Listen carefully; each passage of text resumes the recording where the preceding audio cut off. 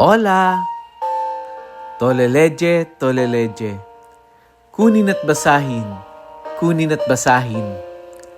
Ako po si Kuya Sam Pagaduan, ang inyong kasama sa ating lumalim at mamunga Daily Gospel Reflection. Ngayon ay January 12, 2026. Ang mabuting balita ng Panginoon ayon kay San Marcos, chapter 1, verse 14 to 20. Pagkatapos dakpin si Juan, si Jesus ay nagtungo sa Galilea at ipinangaral ang mabuting balita mula sa Diyos. Dumating na ang takdang panahon at malapit ng maghari ang Diyos. Pagsisihan ninyo talikdan ang inyong mga kasalanan at maniwala kayo sa mabuting balitang ito. Samantalang naglalakad si Jesus sa tabi ng lawa ng Galilea, nakita niya ang magkapatid na Simon at Andres na naghahagis ng lambat. Sila'y mangingisda. Sinabi ni Jesus, "Sumama kayo sa akin at kay gagawin kong mamamalakaya ng tao."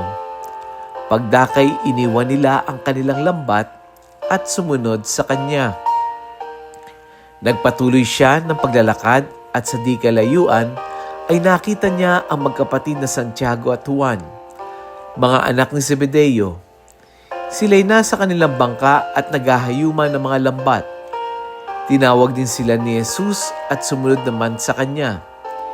Iniwan nila sa bangka ang kanilang ama kasama ng mga taong upahan. Ang mabuting balita ng Panginoon. Pinupuri ka namin, Panginoong Hesukristo. Happy Monday po sa inyong lahat. Sa gospel natin ngayon, dito ay narinig natin na yung senaryo ay katatapos lamang na arestuhin, na dakipin si Juan Bautista. Medyo merong konting tensyon, may takot, may uncertainty. Kasi yung iba sa tinawag ni Jesus na narinig natin ay alagad din ni Juan Bautista. At sa gitna ng magulong panahong iyon, ipinahayag ni Jesus na nariyan ang kaharian ng Diyos.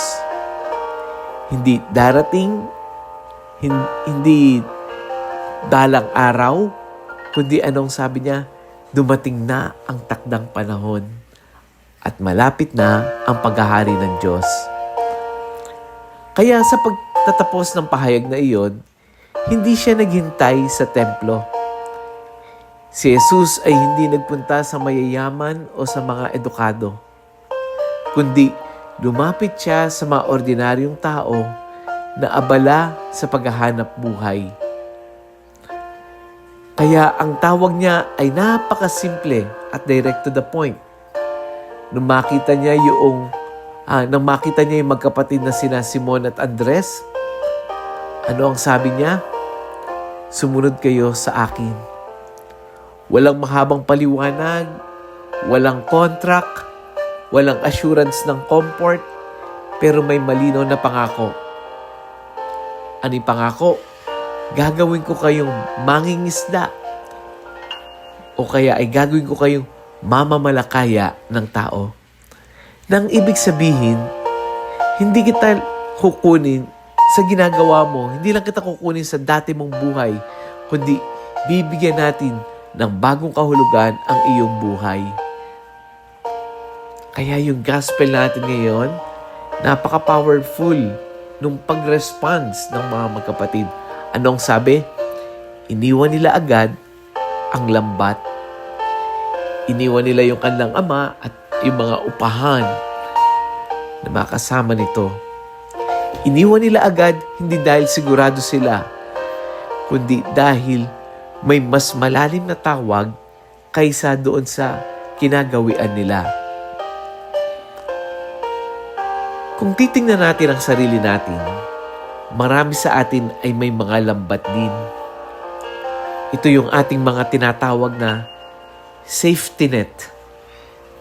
Yung bang trabaho na ito na lang yung pinanghahawakan mo. Or maaring ito yung ayaw mo pero kinakapitan mo. Ito yung maaring relasyon na malino na hindi naman healthy o yung mga kasalanan na very familiar na. Yung mga lambat natin, ito yung mga takot na mas piniling manatili kaysa sa sumugal sa tawag ng Diyos. Ang problema, baka itong lambat na ito mismo yung pumipigil sa iyo para sumunod sa Diyos. Si Jesus ay dumadaan din sa baybayin ng buhay mo ngayon. Hindi siya sumisigaw, hindi siya namimilit, pero malinaw ang tanong. Ito ang tanong ni Jesus sa atin for today. Hahayaan mo ba akong baguhin? Hindi lang ang ginagawa mo, kundi kung sino ka. Kaya nga yung araw na ito, ano ang challenge sa atin ng Ebanghelyo?